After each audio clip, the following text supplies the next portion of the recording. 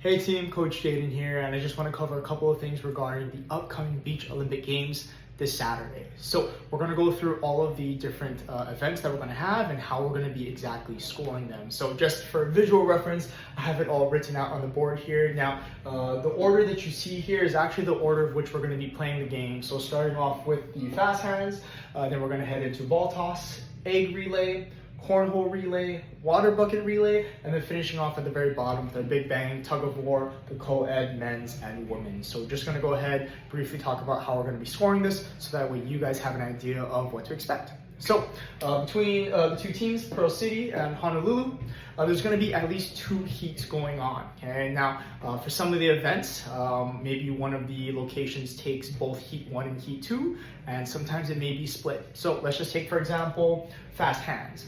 Right? Maybe for the first heat, Team Pearl City snags the majority and they get that first point, but in heat number 2, Team Honolulu snags the majority and they earn a point. So now, as you can see, it's tied 1-1. Okay. Now let's just say when we get to the ball toss, right? Maybe, for example, Team Honolulu sweeps and they get both heat 1 and heat 2, so you can see the score is 3-1. So every single heat that you win is just going to be counted simply as 1 point. Okay.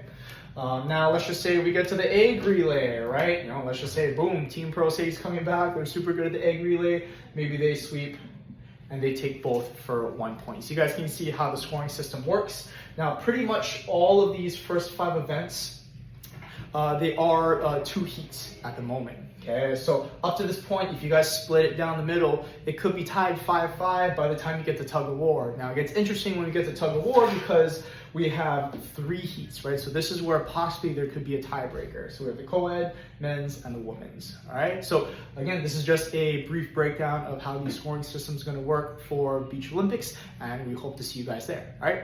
Take care.